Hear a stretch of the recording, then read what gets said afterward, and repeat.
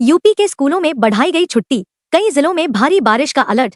उत्तर प्रदेश में भारी बारिश के कारण 22 लोगों की मौत हो गई है और कई घायल हुए हैं। मौसम विभाग ने शुक्रवार को भी कई जिलों में भारी बारिश की संभावना जताई है।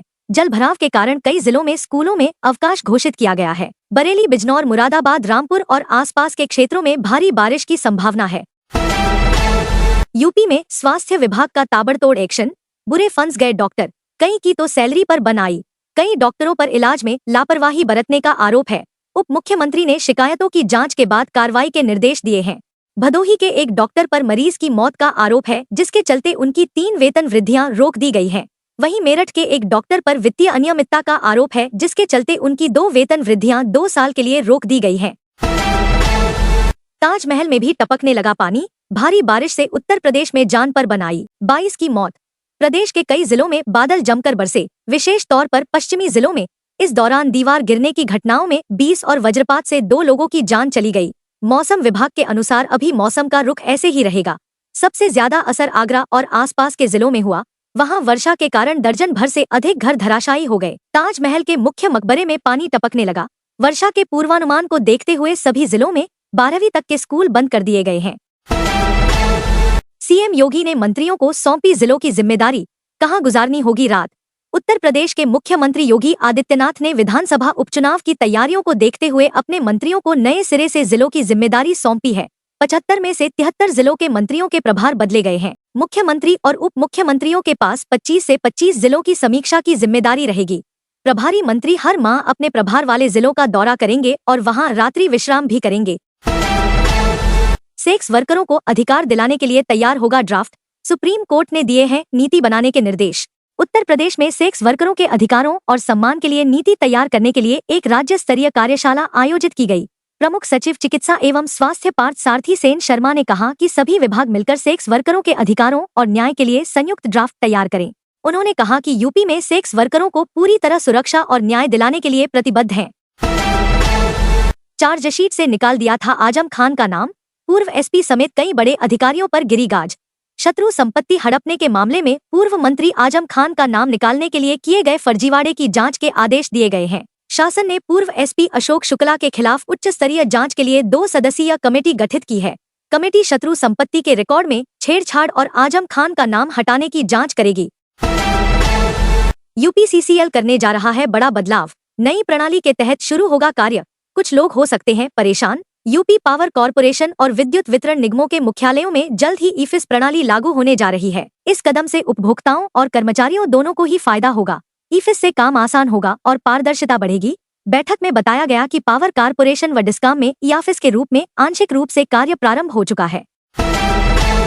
अतीक का नाम लेकर खेल मंत्री ने अखिलेश यादव पर बोला हमला, कहा हमेशा अपराधियों के पक्ष में खड़े होते हैं।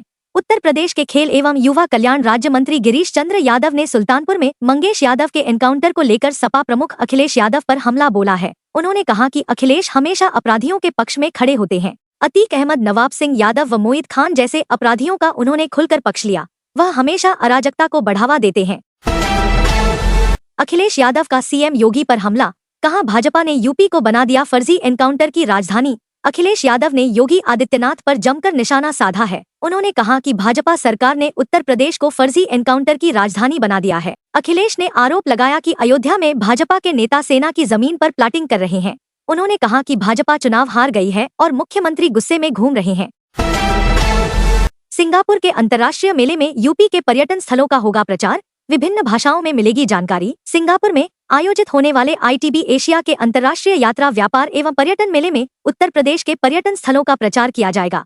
इस मेले में उत्तर प्रदेश पर्यटन विभाग की तरफ से पंडाल लगाया जा रहा है, जिसके जरिए दुनिया भर से आने वाले लोगों को प्रदेश के प्रमुख पर्यटन स्थलों के बारे में जानकारी दी जाएगी। साथ ही एक दिवसीय रोड शो का भी आयोजन किया जाएगा। किसानों को मिल रही है मुफ्त बिजली, मगर नहीं उठा रहे लाभ। अब 90% तक बढ़ाई जाएगी सब्सिडी। उत्तर प्रदेश में किसान सोलर सिंचाई पंपों को लेकर आगे नहीं आ रहे हैं। पीएम कुसुम योजना के तहत मिलने वाले 60% अनुदान के बावजूद केवल 12% किसानों ने ही योजना का लाभ उठाया है। अब कृषि विभाग अनुदान राशि को बढ़ाकर 90% करने की तैयारी कर रहा है। कृषि विभाग ने शासन को इसे 90% तक बढ़ाने का प्रस्ताव दिया है। यूपी के परिषदीय स्कूलों में माता पिता जांचेंगे बच्चे की कॉपी, बदल गई है पूरी व्यवस्था। परिषदीय स्कूलों में अब अभिभावकों को बच्चों की परीक्षा की कापियां दिखाई जाएंगी। यह व्यवस्था निजी स्कूलों की तर्ज पर लागू की जा रही है। इससे अभिभावक अपने बच्चों की कमजोरियों को जान सकेंगे और उन्हें दूर करने में मदद कर सकेंगे। निर्देश मिले हैं कि 18 सितंबर से लेकर 24 सितंबर तक आयोजित होने वाली अर्धवार्षिक परीक्षाओं की कापियां अभिभावकों को अनिवार्य रूप से दिखाई जाएं। अब ट्रेनों पर पत्थर फेंकने से पहले 100 बार सोचेंगे लोग, डीजीपी ने कर दिया बंदोबस्त। अवैध निर्माण भी हटेंगे। रेलवे ट्रैक की सुरक्षा के लिए हाईटेक तकनीक का इस्तेमाल करने पर जोर दिया गया है। डीजीपी प्रशांत कुमार ने रेलवे सुरक्षा बल और रेलवे के अन्य अधिकारियों के साथ वीडियो कॉन्फ्रेंसिंग की। उन्होंने कहा कि ट्रेनों पर पत्थरबाजी करने वालों को चिन्हित कर उनके खिलाफ सख्त कार्रवाई की जाए। रेलवे ट्रैक के आसपास अवैध निर्माण को हटाने की कार्रवाई शुरू की जाए। अवैध मतांतरण के लिए दिल्ली की एनजीओ में बुना गया था गहरा जाल। हवाला के जरिए पहुंचाई जाती थी बड़ी रकम। अवैध मतांतरण के मामले में बड़ा खुलासा हुआ है। दिल्ली की एक एनजीओ के जरिए बड़े पैमाने पर विदेशी फंडिंग की जा रही थी और हवाला के जरिए करोड़ों रुपए एजेंटों तक पहुंचाए जा रहे थे। इस मामले में एटीएस की जांच में 16 आरोपितों को सजा सुनाई गई है। अवैध मतांतरण के षड्यंत्र की परतें जून 2021 में पहली बार खुली थी। अखिलेश का सीएम योगी पर वार, बोले हरियाणा व महाराष्ट्र विधानसभा चुनावों में मुख्यमंत्री के कारण हारेगी भाजपा। समाजवादी पार्टी के अध्यक्ष अखिलेश यादव ने मुख्यमंत्री योगी आदित्यनाथ के बयानों पर निशाना साधा है। उन्होंने कहा कि मुख्यमंत्री की भाषा अमर्यादित और अलोकतांत्रिक है। इससे भाजपा को हरियाणा और महाराष्ट्र के विधानसभा चुनावों में हार का सामना करना पड़ेगा। अखिलेश ने यह भी कहा कि भाजपा अपने राजनीतिक स्वार्थ के लिए सरकारी मशीनरी का इस्तेमाल करती है। यूपी के बिजली कर्मियों को मिले सख्त निर्देश। ट्रांसफार्मर फूंकने के 24 घंटे में हर हाल में हो जाना चाहिए रिपेयर। ट्रांसफार्मर फूंकने के बाद कई बार बिजली कई दिनों के लिए गायब हो जाती थी। अब ऐसा नहीं होगा। पावर कॉर्पोरेशन के अध्यक्ष डॉक्टर आशीष कुमार गोयल ने आदेश दिया है कि ट्रांसफार्मर फूंकने के 24 घंटे में हर हाल में बदल दिया जाए। ऐसा नहीं करने पर जिम्मेदारों के खिलाफ कार्रवाई होगी। उन्होंने कहा बिजली व्यवस्था को और कैसे बेहतर बनाया जाए, इस पर सभी मिलकर काम करें। 69,000 शिक्षक भर्ती मामले में मायावती ने सरकार को घेरा, कहा अभ्यर्थियों के साथ नहीं होने देंगे अन्याय। बसपा सुप्रीमो मायावती ने 69,000 शिक्षक भर्ती के आरक्षित श्रेणी के अभ्यर्थियों के प्रतिनिधिमंडल से मुलाकात की और उन्हें आश्वस्त किया कि वह उनके साथ अन्याय नहीं होने देंगी। उन्होंने कहा कि सरकार की नाकामी के कारण यह मामला सुप्रीम कोर्ट तक पहुंच गया और अब सरकार को ऐसी नीति तैयार करनी चाहिए जिससे यह मामला सुलझाया जा सके और सभी को न्याय मिल सके। सुल्तानपुर डकैती में पुलिस को मिली बड़ी कामयाबी, 2.5 किलो सोना बरामद हुआ, साथ ही 4 डकैत भी पकड़े। सुल्तानपुर पुलिस ने सर्राफा दुकान से लूटे गए सोने के आभूषणों की 100% बरामदगी का दावा किया है। पुलिस ने 4 आरोपियों को गिरफ्तार किया है, जिनमें से प्रत्येक पर 1-1 लाख का इनाम था। बरामद आभूषणों का वजन 2 किलो 633 ग्राम है। इस मामले में 4 अन्य आरोपियों को गिरफ्तार किया गया है। वहीं मामले के आरोपी मंगेश यादव को एसटीएफ ने मुठभेड़ में मार गिराया था। फर्जी आधार कार्ड बनाने में इरफान सोलंकी की दूसरी जमानत अर्जी खारिज। उत्तर प्रदेश के कानपुर में पूर्व सपा विधायक इरफान सोलंकी की दूसरी जमानत अर्जी खारिज कर दी गई है। इरफान पर आगजनी के मुकदमे में फरारी के दौरान फर्जी आधार कार्ड बनाने का आरोप है। उन्होंने अशरफ नाम के आधार कार्ड से दिल्ली से मुंबई तक की हवाई यात्रा की थी। पुलिस रिपोर्ट में इरफान को दोष सिद्ध न बताए जाने पर कोर्ट ने नाराजगी जताई है।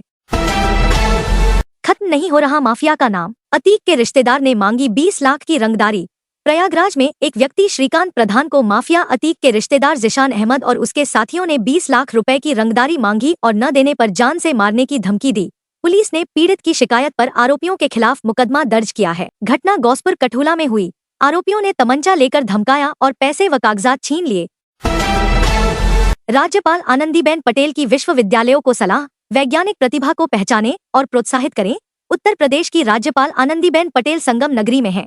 राज्यपाल ने प्रदेश के सभी विश्वविद्यालयों को एक कठिन परीक्षा के माध्यम से 100 उच्च कोटि की वैज्ञानिक क्षमता वाले छात्रों की पहचान करने और उनकी सूची राजभवन को भेजने का निर्देश दिया है। इन छात्रों को विशेष प्रशिक्षण दिया जाएगा और इसरो के माध्यम से उनके लिए पाठ्यक्रम तैयार किया जाएगा।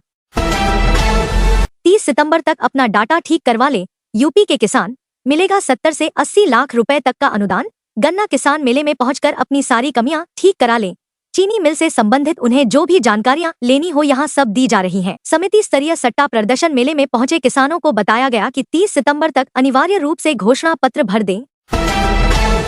शुरू हुआ बुलडोजर एक्शन, 10 दुकानों के तोड़े गए चबूतरे, पटरियों पर लगाया गया निशान, जारी रहेगा अभियान।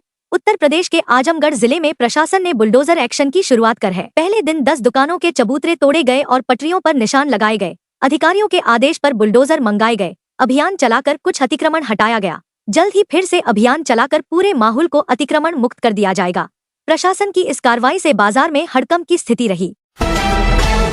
30 से कम छात्र तो शिक्षकों का रुकेगा वेतन। यूपी में कम उपस्थिति वाले स्कूलों पर शिकंजा। आजमगढ़ के परिषदीय स्कूलों में बच्चों की कम उपस्थिति को लेकर शासन ने सख्त रुख अपनाया है।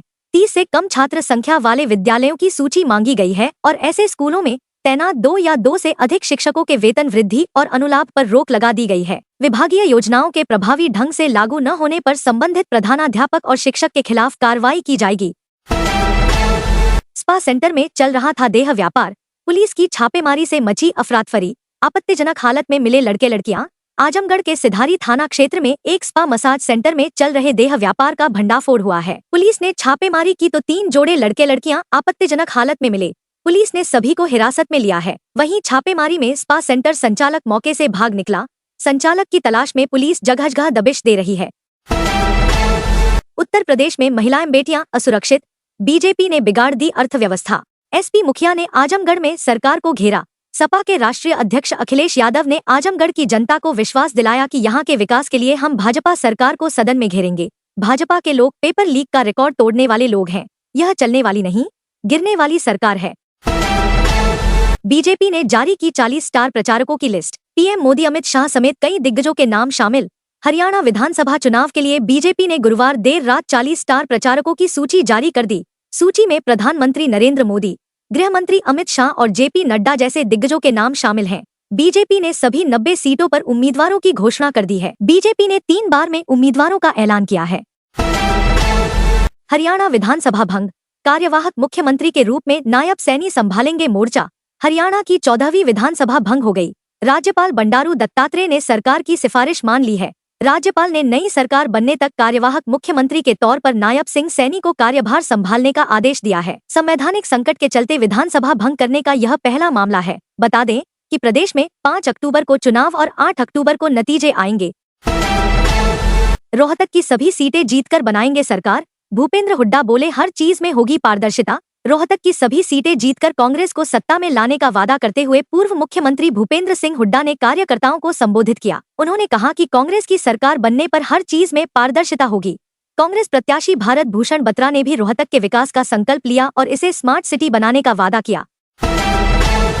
हरियाणा में चुनाव के बीच फोगाट फैमिली में दंगल। भतीजी विनेश के राजनीति में जाने से क्यों नाराज हैं ताऊ महावीर। हरियाणा में चुनाव के बीच ओलंपियन विनेश फोगाट राजनीति में उतर तो आई है, लेकिन उनके इस कदम से ताऊ महावीर खुश नहीं है। महावीर फोगाट का कहना है कि विनेश ने राजनीति में आने की जल्दबाजी की है। उसे अभी एक और ओलंपिक की तैयारी करनी चाहिए थी। विनेश की बहन बबीता फोगाट की भी इसी तरह की राय है। यूपी रोडवेज में होने वाला है बड़ा बदलाव। महिलाओं को मिलेगा आगे बढ़ने का मौका। डीएम मंगला प्रसाद की एक पहल। हरदोई परिक्षेत्र में महिलाएं अब रोडवेज बस चलाती और टिकट काटती नजर आएंगी। जिलाधिकारी मंगला प्रसाद सिंह ने महिलाओं को आगे बढ़ाने के लिए एक पहल की है। स्वयं सहायता समूह में काम कर रही महिलाओं को परिवहन निगम में चालक परिचालक बनने का मौका दिया जाएगा। निर्धारित मानकों को पूरा करने वाली महिलाएं नौकरी पा सकेंगी। मतांतरण के 40 मामलों में से 30 में चार्जशीट। मुजफ्फरनगर ही नहीं, लखनऊ तक फैला है जाल। मुजफ्फरनगर के बाद लखनऊ में मतांतरण के मामलों में पुलिस ने बड़ी कार्रवाई की है। 40 मामलों में से 30 में पुलिस ने आरोपियों के खिलाफ चार्जशीट दाखिल कर दी है। इन मामलों में ज्यादातर हिंदू युवतियों को प्रेमजाल में फंसाकर मतांतरण का दबाव बनाया गया था। पुलिस ने जांच के बाद इनमें 30 आरोपितों को गिरफ्तार किया है। बुलडोजर एक्शन से नाराज सुप्रीम कोर्ट ने कहा, देश कानून से चलता है, पूरे देश के लिए दिशा निर्देश तय करेंगे। कोर्ट ने कहा कि किसी अपराध में आरोपित होना संपत्ति ध्वस्तीकरण का आधार नहीं हो सकता। उस कथित अपराध को कानूनी प्रक्रिया के जरिए अदालत में साबित किया जाना चाहिए। कोर्ट इस तरह की ध्वस्तीकरण की धमकियों से बेखबर नहीं रह सकता। उस राष्ट्र में ये अकल्पनीय है जहां कानून सर्वोच्च है, अन्यथा ऐसी कार्रवाई को देश के कानून पर बुलडोजर चलना माना जाएगा। मोदी सरकार की बड़ी कूटनीतिक जीत। रूसी सेना ने मुक्त किए 45 भारतीय। पीएम मोदी ने पुतिन के सामने उठाया था मुद्दा। मोदी सरकार के कूटनीतिक प्रयासों को बड़ी सफलता मिली है। रूस ने सेना से 45 भारतीय नागरिकों को मुक्त कर दिया है। साथ ही और भी करीब 50 भारतीयों को मुक्त कराने की कोशिशें जारी हैं। गौरतलब है कि पीएम मोदी ने रूस यात्रा के दौरान पुतिन के सामने भारतीयों की रिहाई का मुद्दा उठाया था। इन भारतीय नागरिकों को गलत सूचना के आधार पर भर्ती किया गया था। बंगाल के सरकारी अस्पतालों में मुर्दों के अंगों का काला खेल। सीबीआई का दावा 200 करोड़ का भ्रष्टाचार। कोलकाता के आरजीकर अस्पताल में महिला डॉक्टर से दुष्कर्म और हत्या मामले सीबीआई की जांच जारी है। गुरुवार को सीबीआई ने दावा किया कि पश्चिम बंगाल के सरकारी अस्पतालों में शवगृह से मुर्दों के अंग बेचकर कम से कम 200 करोड़ का भ्रष्टाचार किया गया है। सीबीआई ने शव परीक्षण और क्षतविक्षत शवों के रिकॉर्ड एकत्र किए हैं। वंदे भारत के बाद अब दौड़ने के लिए तैयार वंदे मेट्रो, पहली ट्रेन को पीएम मोदी करेंगे रवाना। वंदे भारत के बाद अब वंदे मेट्रो ट्रेनें भी भारतीय रेलवे की शान बढ़ाने के लिए तैयार हैं। ये सेमी हाई स्पीड ट्रेनें आसपास के 2 शहरों के सफर को बेहद आसान बना देंगी और इनमें जनता की सुविधाओं का भी पूरा ख्याल रखा गया है। पहली ट्रेन को पीएम मोदी सोमवार को हरी झंडी दिखाकर रवाना करेंगे।